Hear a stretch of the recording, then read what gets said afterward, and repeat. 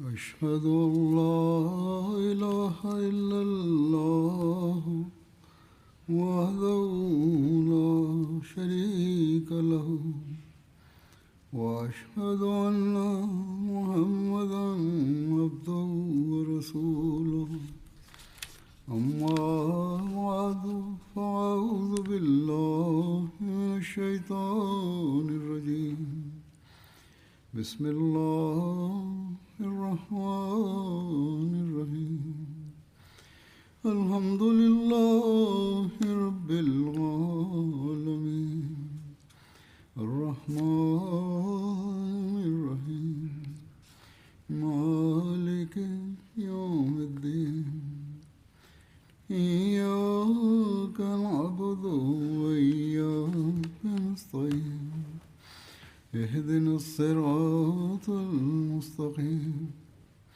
صراط الذين أنعمت عليهم غير المغضوب عليهم ولا Vor der الضالين. Jalsa Salana war von den Ereignissen der Eroberung Mekkas die Rede. Ich hatte einige der erbittertsten Gegner des Islam erwähnt und davon erzählt, wie sie später den Islam annahmen. Es gibt noch einige weitere. Einer von ihnen war Wahshi bin Harb. In der Schlacht von Uhud hatte er Hazrat Hamza getötet. Nach der Eroberung Mekkas floh er nach Daif. Als die Bewohner von Daif schließlich den Islam annahmen, kam auch er und nahm den Islam an. In einer Überlieferung bei Bukhari schildert Wahshi selbst seinen Übertritt zum Islam folgendermaßen. Er schreibt: Ich lebte zunächst in Mekka, bis sich dort der Islam ausbreitete. Dann zog ich nach Daif. Die Leute dort schickten Gesandte zum heiligen Propheten sallam, und man sagte mir, dass der heilige Prophet sallam Gesandte nicht zurückweist.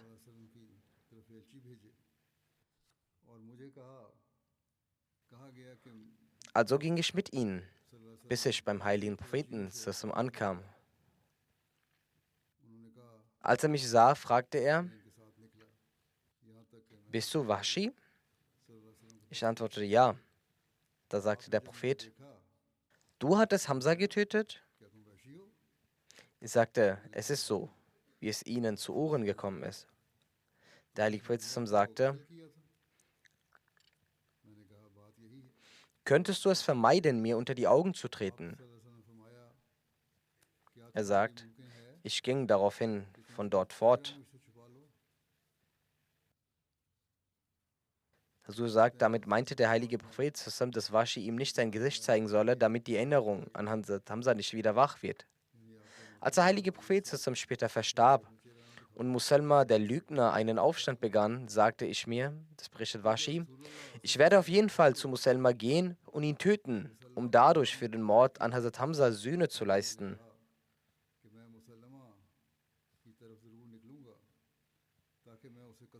Er sagte, ich ging also mit den Leuten mit. Dann wurde er so getötet, wie es erwähnt wurde. Er sagt: Ich erblickte eine Person, sie stand in einer Mauerspalte. Es sah aus, als wäre er ein hellbraunes Kamel. Die Haare waren zersaust. Es war also Muselma der Lügner, den er dort sah. Wahshi sagt: Ich stieß meine Lanze mitten in seine Brust, sodass sie zwischen seinen Schulterblättern wieder herauskam. Einer der Ansar stützte sich auf ihn und schlug ihm mit dem Schwert auf den Kopf. So wurde Muselma der Lügner getötet.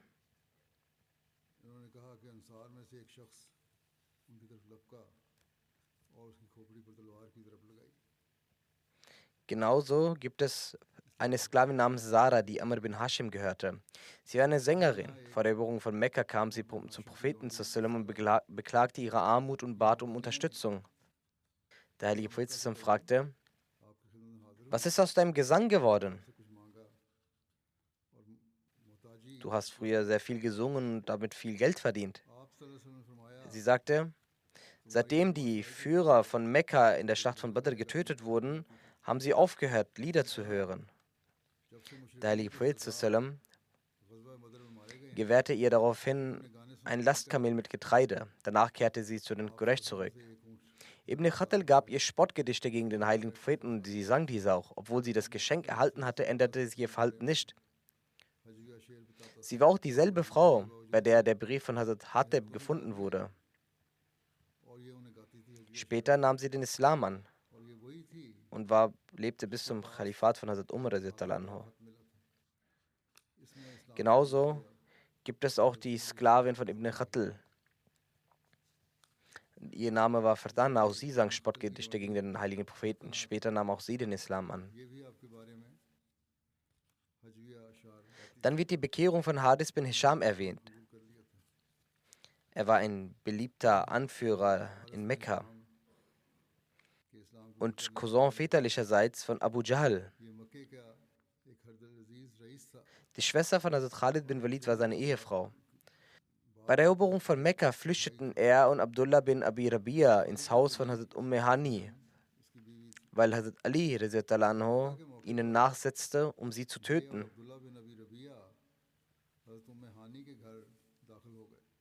Hazrat Hani gewährte beiden Zuflucht in ihr Haus und ging dann zum heiligen Propheten zusammen und sagte: Ich habe ihnen Schutz gewährt. Der heilige Prophet antwortete darauf: Wem du Schutz gewährst, dem haben auch wir Schutz gewährt. Hadis bin Hisham berichtet: Wir blieben 2 Tage in diesem Haus. Dann gingen wir in unsere eigenen Häuser zurück. Wir saßen im Hof und niemand störte uns. Doch wir fürchteten uns vor Hazrat Umar. Er sagt: Bei Gott, eines Tages saß ich in einem Tuch gehüllt vor meiner Haustür, als plötzlich Hazrat Umar kam. Mit ihm waren auch einige Muslime. Sie sagten Salam und gingen fort. Sagten: Ich habe mich geschämt, dass der heilige Prophet mich so sieht, weil bislang hat der heilige Prophet mich immer mit Götzendienern gesehen. Doch dann erinnerte ich mich an die Frömmigkeit, Barmherzigkeit und Verwandtschaftsliebe des heiligen Propheten. Ich begegnete ihm. Er befand sich in der Masjid al-Haram, der heiligen Moschee. Er begrüßte mich sehr herzlich mit freundlichem Lächeln. Ich grüßte den heiligen Propheten mit dem Salam und sprach das islamische Glaubenssatz. Er sagte: Bei Gott, aller Preis gebührt Allah, der dich recht geleitet hat. Wie konnte ein Mensch wie du so lange fern vom Islam bleiben? Hadis sagte: Bei Gott, ich habe gesehen, dass man vom Islam nicht fernbleiben kann. Ebenso nahm auch Suhail bin Amr den Islam an. Auch er war einer der Führer von Mekka und er war derselbe, der als Vertreter der Quraysh beim Vertrag von Hudaybiyah auftrat.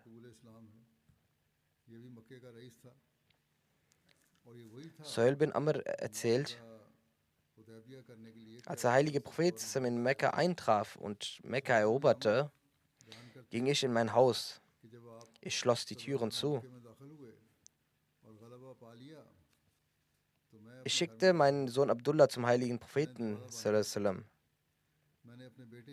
damit er um Schutz für mich bittet. Ich hatte die Furcht, dass er mich womöglich tötet. Hazrat Abdullah ging zum heiligen Propheten und sagte: O Prophet Allahs, mein Vater bittet Sie um Schutz. Zwar war den Bewohnern Mekkas bereits allgemeine Amnestie und Schutz gewährt, doch bestimmte Personen waren bewusst, dass sie die Führer des Unglaubens und erbitterte Gegner waren. Daher konnten sie sich nicht beruhigen und dachten nicht einmal daran, wirklich unter Schutz zu stehen. In ihrer ignoranten Denkweise hatten sie ständig die Sorge, dass man sich an ihnen rächen könnte.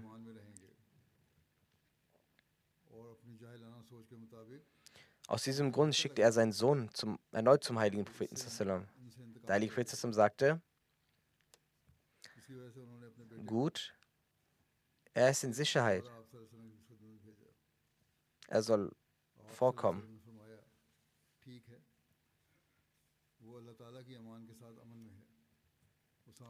Der Heilige Prophet sagte zu den Gefährten, die bei ihm anwesend waren, wenn einer von euch Suhail begegnet, soll er ihn nicht mit scharfen Blicken mustern. Ein Mann von Verstand und Ehre wie Suhail kann nicht lange fern vom Islam bleiben. Er hat bereits gesehen, dass der Zustand, in dem er war, also der Unglaube, ihm keinen Nutzen bringt.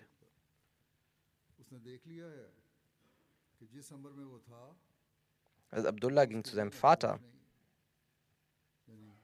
und berichtete ihm von der Aussage des heiligen Propheten. Suhail sagte, bei Gott, Mohammed war schon in der Kindheit ein Wohltäter, in der Jugend und ist es auch in diesem Alter. Suhail bewegte sich nun frei und sicher in Mekka. In der Schlacht von Hunain nahm er sogar an der Seite der Muslime als Götzendiener teil. Also er nahm also in der Schlacht von Hunain seitens der Muslime teil, obwohl er bis dahin noch kein Muslim war. Erst auf dem Rückweg der Schlacht von Hunain nahm er an dem Ort Jirana den Islam an, einer Quelle, über die es heißt, dass sie etwa 27 Kilometer von Mekka entfernt auf dem Weg nach Daif liegt. Nach der Annahme des Islam erlebte er eine erstaunliche spirituelle Wandlung. Es wird berichtet, dass nach der Eroberung von Mekka unter den Anführern der Quraysh, die den Islam annahmen, keiner so sehr auf das Gebet, das Fasten und das Spenden von Almosen bedacht war wie Suhail. Er war äußerst demütig, weinte häufig. Und besonders beim Rezitieren des Koran weinte er sehr oft. Also Abu Bakr berichtet, ich sah Suhail ibn Amr während der Abschiedspilgerfahrt im Hajjatul Weda an der Opferstelle stehen. Er führte das Opfertier des heiligen Propheten heran, das der heilige Prophet eigenhändig schlachtete. Danach rief er denjenigen, der ihm das Haar schneiden sollte, und ließ sich den Kopf rasieren. Ich sah, wie Suhail die geschnittenen Haare des heiligen Propheten an seine Augen drückte. Die Haare also, die der heilige Prophet schneiden ließ, nahm Hazrat Suhail an sich und drückte sie an seine Augen. Er sagt, zu dem Zeitpunkt, Hazrat Abu Bakr sagte, in diesem Moment erinnerte ich mich daran, dass genau dieser Suhail es war, der während des Vertrages von Hudaybiyah den Propheten davon abhielt, die Worte Bismillahirrahmanirrahim zu schreiben und auch gegen die Bezeichnung Rasul neben dem Namen Mohammed Einspruch erhob.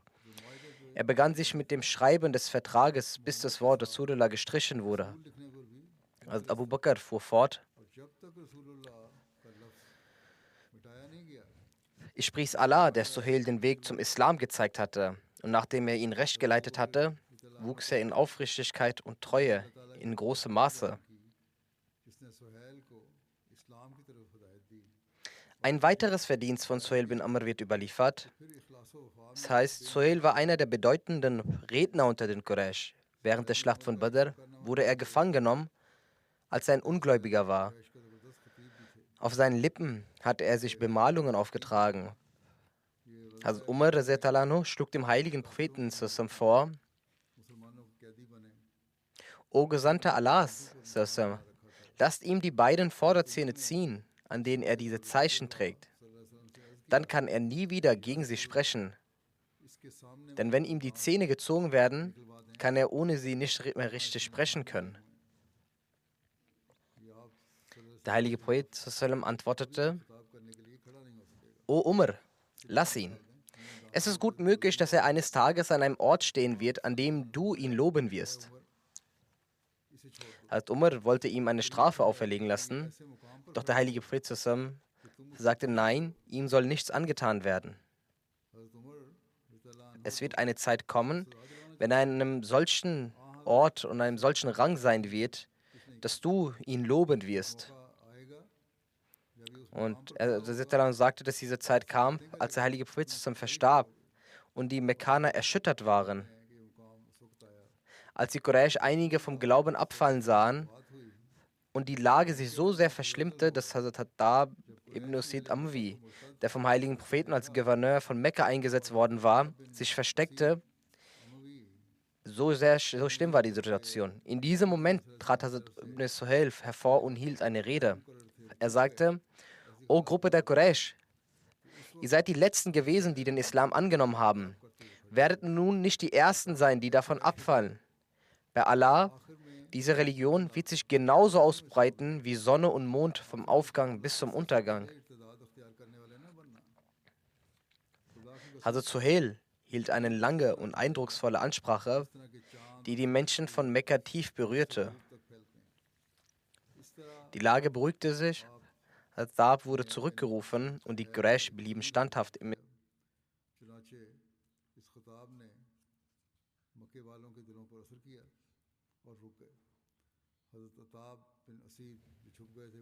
Über die Annahme des Islam von Utbah und Mutib wird berichtet, hat Abbas berichtet. Als der Prophet am Tag der Eroberung Mekkas in die Stadt kam, fragte er mich, wo sind deine Neffen, die Söhne von Abu Lahab, Utbah und Mutib? Er antwortete, ich habe sie nicht gesehen, wo sie sind.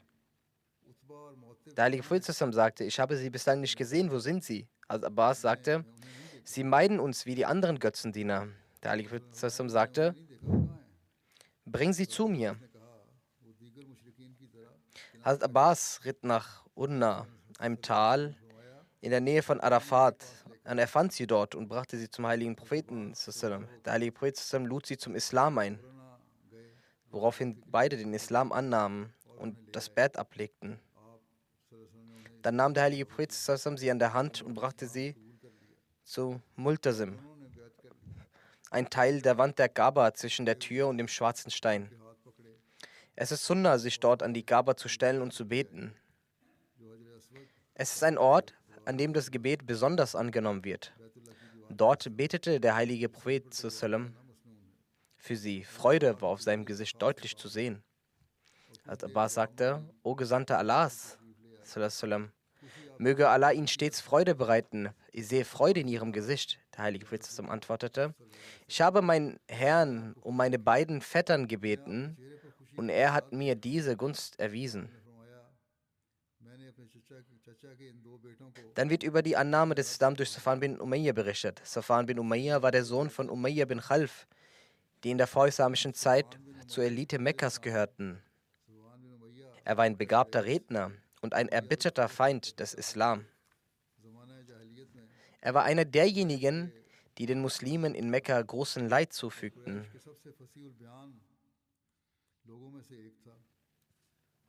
Nach der Schlacht von Badr plante er sogar den Komplott zur Ermordung des heiligen Propheten und stiftete seinen Freund Umayr bin Wahab dazu an. Obwohl sein Name nicht auf der Liste derjenigen stand, die nach der Eroberung von Mekka hingerichtet werden sollten, floh er aus Mekka aus Angst hingerichtet zu werden, Richtung Jeddah ans Rote Meer.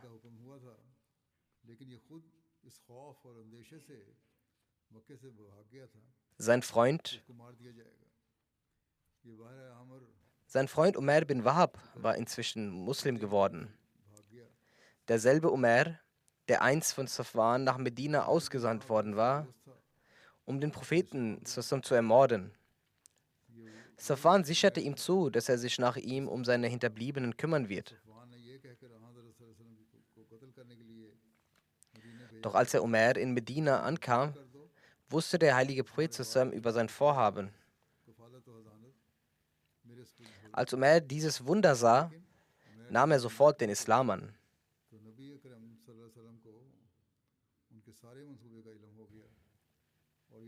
Bei der Eroberung Mekkas trug Umayr den Wunsch, dass sein Freund Safwan den Islam annehmen möge. Als Umayr bin Wahab reiste zum heiligen Propheten und sagte, O Gesandter Allahs, Safwan ist der Anführer meines Stammes. Aus Angst vor ihnen ist er geflohen. Bitte gewähren Sie ihm Schutz. Der heilige Prophet antwortete, ihm wird Schutz gewährt. Umayr bat um ein Zeichen, um Safwan zu zeigen und ihn davon zu überzeugen, dass ihm Schutz gewährt wird. So übergab der heilige Prophet ihm seinen Turban. Umayr machte sich auf den Weg und fand Safwan, als dieser sich gerade auf ein Schiff begeben wollte. Er sagte zu ihm, ich komme von dem reinsten aller Menschen, dem, der die familiären Bande am meisten pflegt. Bring dich nicht ins Verderben.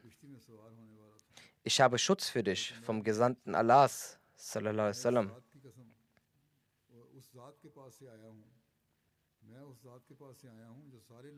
Safwan antwortete ihm: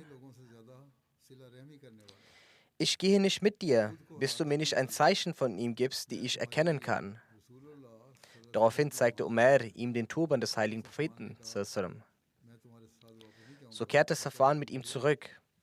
Als sie in die Moschee kamen, betete der Prophet gerade das Nachmittagsgebet mit seinen Gefährten. Nach dem Salam rief Safwan laut: O Muhammad, Umar hat mir ihren Turban gebracht und sagt, dass sie mir Schutz gewährt haben. Der heilige Prophet sagte: Ja, das stimmt. Safwan bat um 2 Monate Bedenkzeit, da er den Islam noch nicht annehmen wollte. Der heilige Prophet sagte: Es werden dir 4 Monate gewährt und ich hoffe, dass du den Islam annehmen wirst. Und so blieb Safwan zunächst als Götzendiener in Mekka. Als sie nach Hawazin gingen und nach der Schlacht von Taif und Hunain die Kriegsbeute verteilten, sah er Safwan, der das Tal betrachtete, das mit Schafen und Ziegen befüllt war. Er blickte durchgehend dorthin. Der heilige Prophet beobachtete ebenfalls Safwan, wie er auf das Tal blickte, das voller Besitz war. Und er sagte: Hat dich dieses Tal etwa erstaunt, wie viel Besitz sich darin befindet? Safwan antwortete: Ja. Der heilige Prophet sagte: Dieses Tal und all das, was sich darin befindet, gehört dir, nimm es mit. Safwan nahm daraufhin all diese Besitztümer in Besitz und sagte: Auf so edle Weise, wie ein Prophet großzügig ist, kann niemand anderes großzügig sein. Ich bezeuge, dass es keinen Gott außer Allah, dem Erhabenen, gibt und dass Muhammad sein Diener und sein Gesandter ist.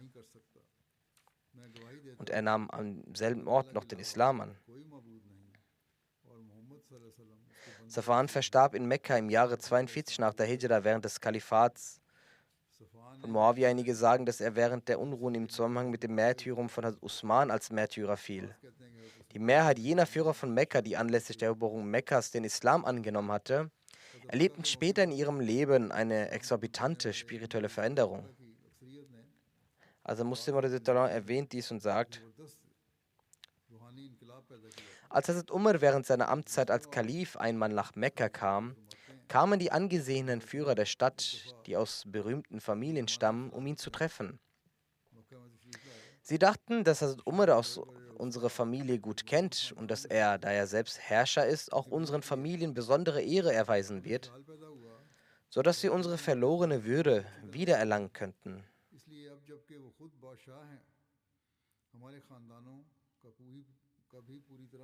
So kamen sie und begannen mit Hazrat Umar zu sprechen.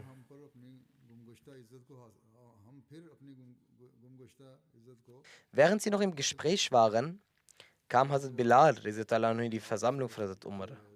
Nach einer kurzen Weile kam auch Hazrat Khubab. Und so traten nacheinander die frühen Gläubigen ein, die zu Beginn des Islam, damals noch als Sklaven, den Glauben angenommen hatten. Sie kamen einer nach dem anderen. Sie waren jene, die einst Sklaven dieser Führer oder ihrer Väter gewesen waren. Jedenfalls saßen die Führer weiterhin dorthin. All jene, die da kamen, waren, wie bereits erwähnt, die Sklaven ihrer Vorfahren gewesen. Und als sie noch Sklaven waren, hatten diese Leute in der Zeit ihrer eigenen Macht sie den härtesten Grausamkeiten ausgesetzt. Hazrat Umar begrüßte jeden einzelnen von ihnen bei seiner Ankunft. Jene, die einst Sklaven gewesen waren, waren nun angesehene Persönlichkeiten. So empfing er sie als ehrenvolle Gäste. Also Muslim schreibt, dass Hazrat Umar jeden von ihnen so empfing, als handle es sich um die eigentlichen Führer. Und zu den damaligen Anführern sagte er dann: Tretet bitte etwas zurück. Die Führer saßen ursprünglich in der Versammlung ganz vorne. Doch sobald einer dieser frühen Gläubigen hereinkam, sagte Hazrat Umar zu den mekkanischen Anführern: Geht ein Stück zurück, lasst sie vorne sitzen. Bis hin, dass diese jungen Männer, die Führer, die gekommen sind, um Hazrat Umar zu treffen, immer weiter zurückwischen, bis sie schließlich an der Tür standen. In jener Zeit gab es keine großen Säle und Hallen, es war wohl ein kleiner Raum. Und da nicht alle darin Platz fanden, mussten die Anführer so weit zurücktreten, dass sie schließlich bei den Schuhen Platz nehmen mussten. Als die mekkanischen Anführer schließlich bei den Schuhen saßen und mit einigen eigenen Augen sahen, wie einer nach dem anderen ein ehemaliger Sklave hereinkam und sie auf Befehl nach hinten weichen mussten, um diesen vorne Platz zu machen, traf es sie tief ins Herz. Also Muslim schreibt, Gott, der Allmächtige, hat solche Umstände in diesem Moment geschaffen, sodass nacheinander mehrere Muslime kamen, die früher irgendwann Sklaven der Ungläubigen waren. Hätten die Anführer nur ein einziges Mal zurücktreten müssen, hätten sie es vielleicht nicht bemerkt. Doch da sie immer wieder zurückweichen mussten, konnten sie es nicht mehr ertragen und verließen die Versammlung. Als sie draußen ankamen, beschwerten sie sich untereinander und sagten, schaut, was eine Demütigung wir heute ertragen mussten. Wegen jedes einzelnen ehemaligen Sklaven mussten wir zurückweichen, bis wir ganz hinten bei den Schuhen landeten. Daraufhin sagte einer der jungen Männer unter ihnen, wessen Schuld ist es? Ist es die Schuld von Umar oder die unserer Vorväter? Wenn ihr darüber nachdenkt, werdet ihr erkennen, dass Umar darin keine Schuld trägt. Es ist die Schuld unserer Vorväter, für die wir heute die Strafe erleiden. Denn als Gott seinen Gesandten entsandte, lehnten unsere Vorväter ihn ab, während diese Sklaven ihn akzeptierten und jede harte Strafe mit Freude erduldeten. Wenn wir heute in der Versammlung also gedemütigt wurden, so liegt daran keinerlei Schuld bei Umar, sondern es ist allein unsere eigene Schuld. Als die anderen dies hörten, sagten sie, gut, wir geben zu, dass dies die Folge der Fehler unserer Vorväter ist. Aber gibt es denn auch irgendein Mittel, diesen Makel der Schande zu beseitigen? Sie beredten sich untereinander und sagten, uns fällt selbst nichts ein. Lasst uns direkt Hazrat Umar fragen, wie man das beheben kann. Sie gingen zu Hazrat Umar und fingen an zu sagen, all das, was heute mit uns geschehen ist, darüber sind sie in Kenntnis und wir auch. Hazrat Umar antwortete, verzeiht mir, ich war dazu verpflichtet, denn diese Menschen waren in der Versammlung des heiligen Propheten geehrt. Vielleicht waren sie eure Sklaven, aber in der Versammlung des heiligen Propheten waren sie geehrte Persönlichkeiten. Daher war es auch meine Pflicht, ihnen Ehre zu erweisen. Sie sagten, wir wissen, dass dies die Folge unserer eigenen Fehler ist. Aber gibt es denn auch irgendein Mittel, diese Schande zu tilgen? Also Muslim sagt weiter, dass wir heute in unserer Zeit das wahre Ausmaß nicht ermessen können. Es ist heute äußerst schwierig, sich das vorzustellen, welchen Einfluss und welche Autorität die Führer Mekkas zu ihrer Zeit in Mekka hatten. Doch Hazrat Umar war mit den familiären Hintergründen dieser Menschen sehr wohl vertraut. Er war in Mekka geboren und aufgewachsen und kannte daher genau den Stand und das Ansehen der Vorfahren jener jungen Männer. Hazrat Umar wusste, dass sich niemand wagte, ihnen auch nur in die Augen zu sehen. Er war sich ihres Ansehens und ihrer Macht wohl bewusst. Als jene Worte gesprochen wurden, kam Hazrat Umar all diese Begebenheiten eine nach den anderen vor Augen und er wurde von tiefer Rührung erfasst. Aufgrund der Überwältigung der Emotionen war er nicht mehr in der Lage zu sprechen. Er hob nur die Hand und zeigte mit dem Finger nach Norden. Was bedeutete, dass im Norden, also in Syrien, einige islamische Schlachten stattfanden. Wenn ihr euch diesen anschließen würdet, wäre es möglicherweise eine Sühne für eure Vergangenheit. Sie standen von dort auf und gingen schnell zu diesen Schlachten, um dort teilzunehmen. Die Geschichte erzählt, dass von diesen adligen jungen Männern keiner lebend zurückkehrte. Alle fielen als Märtyrer an Ort und Stelle. So löschten sie die Schande und den Makel aus, die aus ihren Familien lasteten.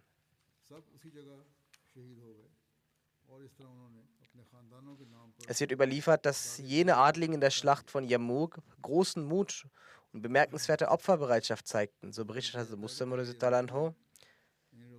Nachdem die Schlacht beendet war, begannen die Muslime gezielt nach Ikrama und seinen Gefährten zu suchen. Sie fanden 12 Männer, die schwer verwundet waren, darunter auch Ikrama. Ein muslimischer Soldat kam zu ihm und sah, wie kritisch sein Zustand war. Er sprach: O Ikrama, ich habe eine Feldflasche mit Wasser, trinke etwas. Ikrama drehte den Kopf zur Seite und sah, dass in unmittelbarer Nähe Hazrat Fazl, der Sohn von Hazrat Abbas, schwer verletzt lag. Ikrama sagte zu den Muslimen: Mein Ehrgeiz lässt es nicht zu, dass jene, die den heiligen Propheten zusammen unterstützten, als ich noch ein Gegner war, sie und ihre Kinder jetzt durstig sterben, während ich Wasser trinke und überlebe.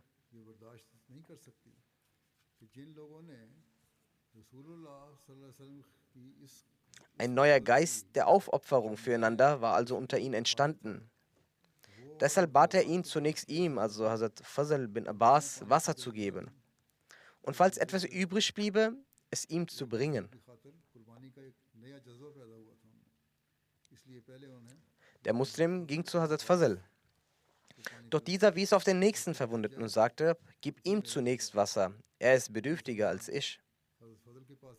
Er ging also zu dem Verwundeten. Er schickte ihn wiederum zum nächsten Verwundeten, dass er es nötiger hat als ich. Gebe ihm zunächst Wasser. So wurde er von einem Soldaten zum anderen geschickt, aber niemand trank. Als er beim letzten Verletzten ankam, war dieser bereits verstorben. Der Soldat kehrte zurück, nacheinander zu allen Verwundeten bis hin zu Ikrama, aber alle waren in der Zwischenzeit verstorben. Zum Zweck der Dawat ilallah, also der Einladung zu Allah, und zur Zerstörung einiger bedeutender Götzen, sandte der heilige Prophet Muhammad sallam Truppeneinheiten aus. Es wird berichtet, dass nach der Eroberung Mekkas der heilige Prophet sallam verschiedene Einheiten in unterschiedliche Gegenden schickte. Ihr vorrangiges Ziel war nicht der Krieg, sondern die Verbreitung der Botschaft des Islam, die Einladung zu Allah. An einigen Orten war es jedoch auch ihr Auftrag, dort aufgestellte Götzen zu zerstören, da diese ein Hindernis für den Glauben an die Einheit Gottes waren. In den Herzen der Menschen war eine eingebildete und künstliche Furcht vor diesen Götzen verankert. Und diese Vorstellung stellte ein Hindernis für den Glauben an den einen alleinigen Gott dar. Ihre Namen waren Lat, Manat, Al-Uzza. Lat war eine Göttin, die in Taif verehrt wurde. Im gesamten arabischen Raum genoss sie großes Ansehen und Respekt. Die Menschen pflegten bei ihrem Namen zu schwören und brachten ihr Opfergaben auf. Amr bin Luhay, der unter den Arabern als der Begründer der Götzendienst gilt, ließ in den Herzen der Menschen die Vorstellung entstehen, dass Allah, Gott bewahre, die Winterzeit bei Lat in Taif und die Sommerzeit bei Uzza verbringe. Manat war das älteste Götzenbild der Araber. Er stand an der Küste in Koyet zwischen Mekka und Medina. Die Araber verehrten es und brachten ihm Opfer dar. Besonders die Stämme Aus und Khazraj zeigten ihm so große Verehrung, dass sie sogar im Namen Manats den Ihram, also das heißt den Weihezustand, für die Hajj annahmen. Aufgrund seiner scheinbaren Größe und Bedeutung vermieden sie es sogar, die Sayy, also die rituelle Laufzeremonie, zwischen Safa und Marwa zu verrichten. Wenn sie die Pilgerfahrt vollzogen, rasierten sie sich nicht den Kopf, sondern kehrten zum Manat zurück und rasierten sich dort ihr Haupt und verweilten dort und betrachteten es erst dann ihre Hajj als vollständig. Uzza war der größte Gott der Quraysh und war in der Nähe von Nakhla aufgestellt. Sie hatten dafür auch ein Altar errichtet, auf dem sie ihre Opfergaben darbrachten. Sie benannten ihre Kinder nach ihm und schworen bei seinem Namen. Amr ibn Luhay, der als Begründer des Götzendienstes unter den Arabern gilt, hatte durch die falschen Vorstellungen über diese Götzen solchen Aberglauben verbreitet, dass die Menschen große Angst vor ihnen hatten und sie tief verehrten, wie zuvor bereits beschrieben. Sie glaubten, dass Allah, Gott bewahre, die verschiedenen Jahreszeiten bei diesen Götzen verbringe.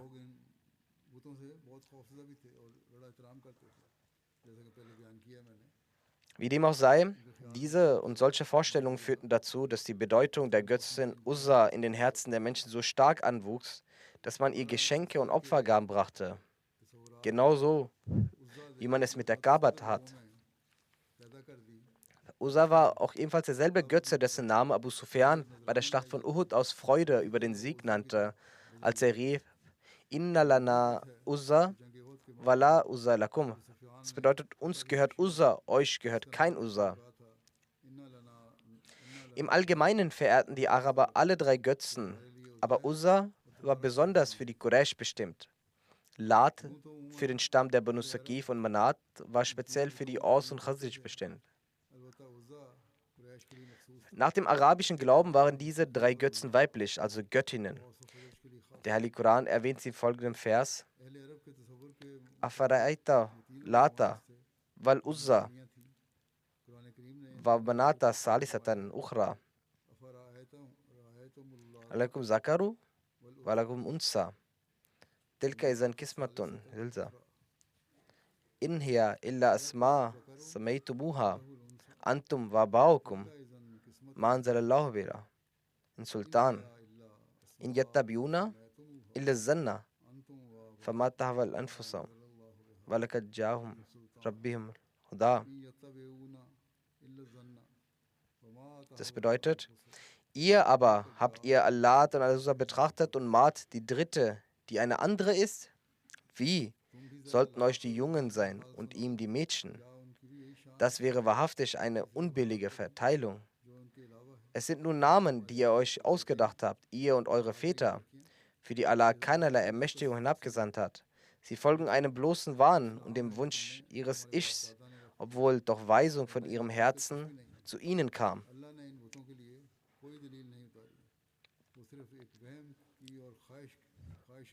Wie erwähnt, ordnete der heilige Prophet unmittelbar nach der Eroberung von Mekka an, diese Orte der Götzenanbetung zu zerstören, damit aus den Herzen der Menschen der eingebildete Schrecken und die falsche Ehrfurcht gegenüber diesen Götzen verschwindet. Diese weise Entscheidung erwies sich als überaus segensreich, denn durch die Zerstörung der Götzen verschwand die falsche Furcht und Ehrfurcht aus den Herzen der Menschen. Und sie begannen zu glauben, dass der Glaube an den einen und einzigen Gott wie ihn, Mohammed, der Gesandte Allahs, verkündet hatte, der einzig Richtige ist. Wie diese Götzen zerstört wurden, wie ihre Stätten dem Erdboden gleichgemacht wurden und welche Reaktionen es daraufhin gab, ob es am Anfangs Widerstand gab oder nicht, einige wenige Ereignisse dazu werde ich inshallah später berichten. Nach dem Freitagsgebet werde ich 2 Totengebete in Abwesenheit leiten. Das erste hiervon ist vom ehrenwerten Chaudhry Abdul Ghafur Sahib, Sohn von Chaudhry Ghulam Qadir Sahib aus Hyderabad. Er ist in den vergangenen Tagen am Alter von 92 Jahren verstorben. Er kam aus einer Familie von Landbesitzern. In den Jahren 1900 zogen sie von Bagrakot nach Ahmadiyya-Kot. Sein Vater schickte ihn aus Liebe zum Khilafat für die höchste weltliche und religiöse Bildung im Jahr 1942 nach Qadian. Dort studierte Chaudhry Sahib bis zu seiner Auswanderung nach Pakistan. Bis dahin genoss er die Gesellschaft der Gemeindeältesten und der Gefährten des verheißenen Messias.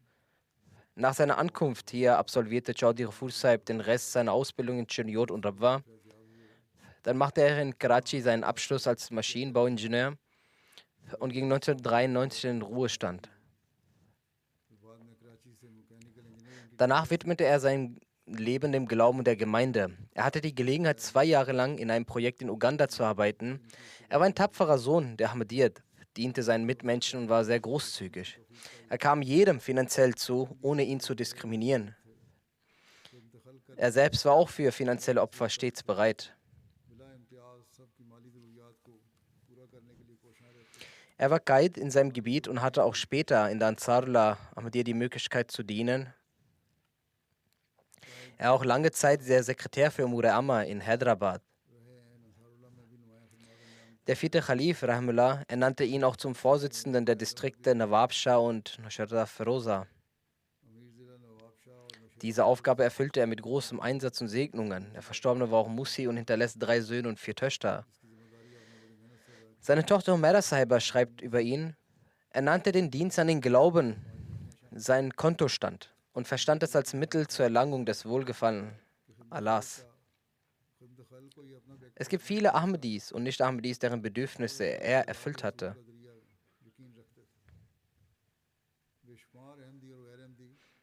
Er achtete ohne zu unterscheiden auf die finanziellen Bedürfnisse von Reisenden, Kranken und Hilflosen und gab ihnen auch große Geldbeträge. Auch die Motivation zur finanziellen Unterstützung der Jamaat war groß. Als der dritte Khalif zum Feiern des jährlichen Jubiläums einen finanziellen Aufruf machte, verkaufte er dem Ruf sofort folgend sein Haus in Rabwa und gab den gesamten Kaufpreis für diesen Zweck.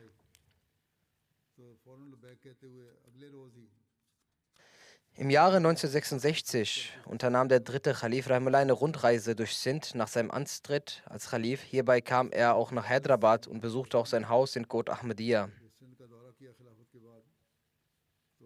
Damals im Jahre 1981, als das Qasr-e Khilafat gebaut wurde, sollte er von der Regierung aus für ein bestimmtes Projekt nach Afrika reisen.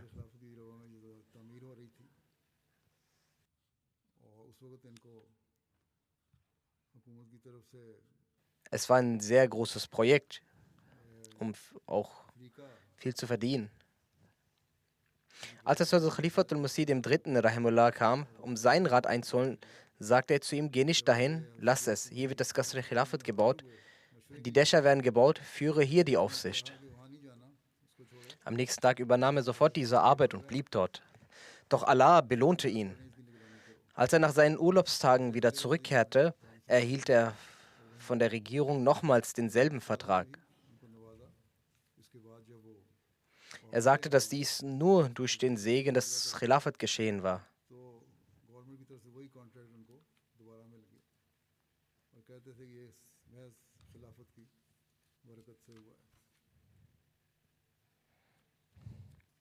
Auch zum vierten Khalifen Rahimullah hatte er eine sehr enge Beziehung. Der vierte Khalif Rahimullah besuchte ihn auch, verweilte auch bei ihm zu Hause.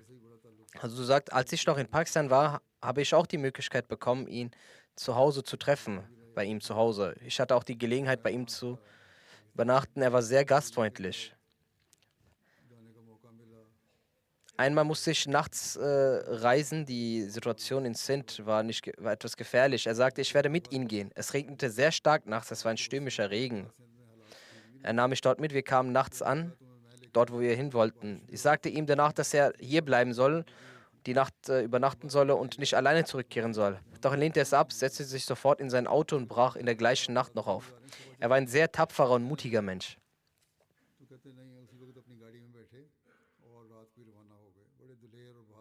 Auch seine Dienste für die Gefangenen auf dem Wege Gottes, des Hirani Rahimullah, sind bemerkenswert. Er ging in die Gefängnisse, kontaktierte ihre Administration und arrangierte Erleichterungen für die Insassen.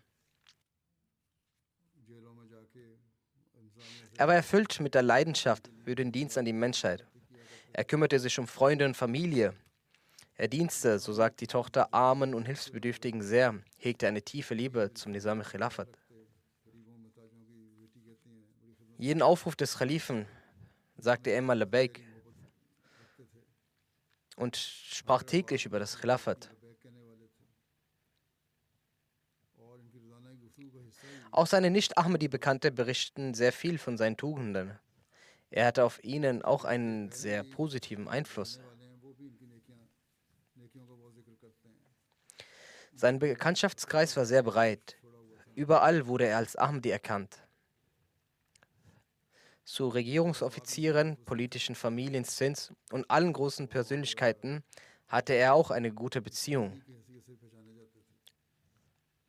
Er gab ihnen oft den von der Jamaat ausgedruckten Heiligen Koran und stellte ihnen auch offen die Jamaat vor. Wenn es auch möglich war, brachte er sie auch sogar nach Rabwa.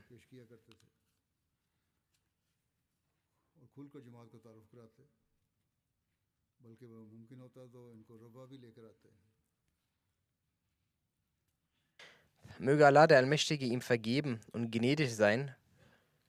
Möge er auch seine Kinder dazu befähigen, seine frommen Taten fortzuführen. Die zweite Erwähnung handelt von ehrenwerten Herrn Muhammad Ali Sahib aus Chak 275, Kartarpur, Faisalabad. Er ist auch in den vergangenen Tagen im Alter von 70 Jahren verstorben. Inna lillahi wa inna ilaihi rajiun.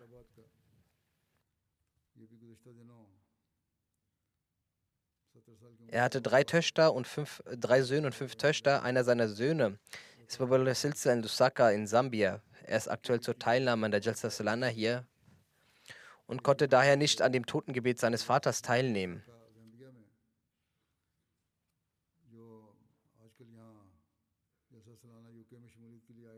Er, daher der mit Safi Sab, dem Rubi Sab, sagt, die Ahmadiyyat begann in der Familie meines Vaters, Alhamdulillah, in den anfänglichen Tagen des zweiten Khalifen, als sein Großvater väterlicherseits, Herr Musa, das Bert ablegte und der Gemeinde beitrat.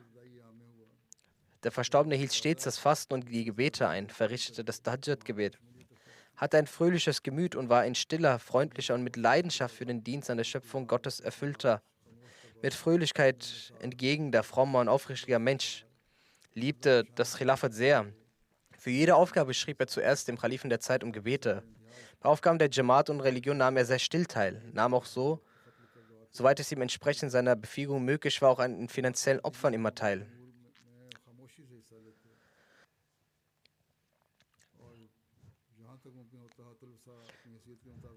Als MTA begann, hatte er zu jener Zeit keinen Fernseher zu Hause. Daher holte er sofort, als MTA startete, einen Fernseher nach Hause, damit er die Stimme des Khalifen der Zeit live hören könne. Er sagt, ich kann mich nicht erinnern, dass es jemals einen Aufruf des Khalifen der Zeit gab, in dem mein Vater nicht mit Elan und Eifer ihm folgte.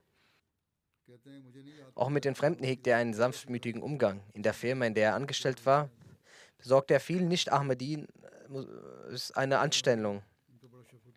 Doch wie es die Angewohnheit einiger Nicht-Ahmadi ist, dass sie nicht genug Mut besitzen und obwohl er ihnen Gutes getan hat, ließen sie sich von anderen überreden und reichten gegen ihn Beschwerde bei den Eigentümern ein und zwangen sie, Herr Muhammad Saib, dass gekündigt wird.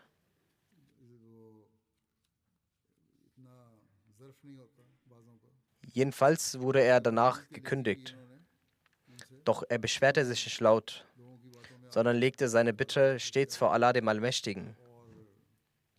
Und nach einer Zeit rief ihn der Eigentümer der Fabrik an und stellte ihn wieder für die gleiche Stelle ein.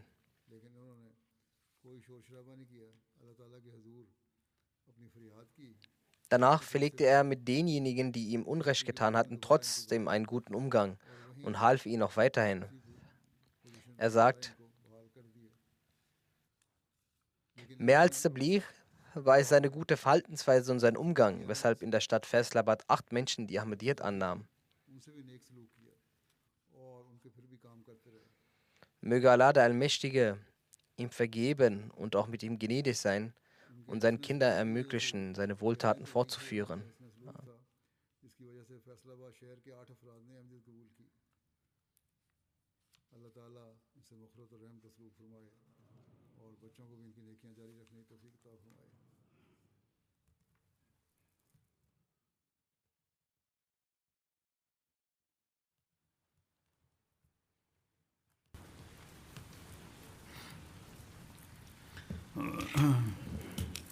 الحمد لله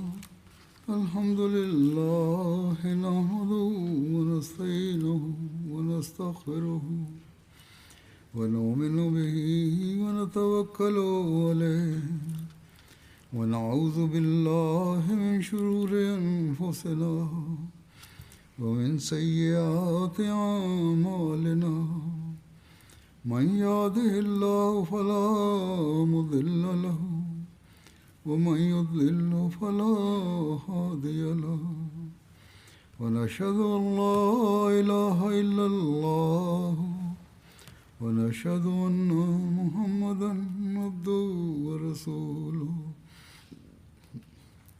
عباد الله رحمكم الله إن الله يأمر بالعدل والإحسان وإيتاء ذي القربى وينهى عن الفحشاء والمنكر والبغي يعظكم لعلكم تذكرون اذكروا الله يذكركم وادعوه يستجب لكم ولذكر الله أكبر